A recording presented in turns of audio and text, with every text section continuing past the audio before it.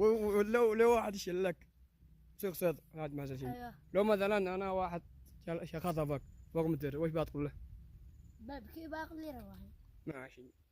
هو مسرع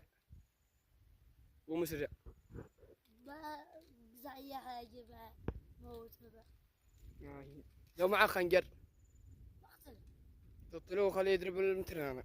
بابز المتر يا وانت يا احمد لو واحد خطبك طلعه من معك انا بطور حتى لو كسر عادي. ما يصلح جاء تعور وصاحب المتر طار.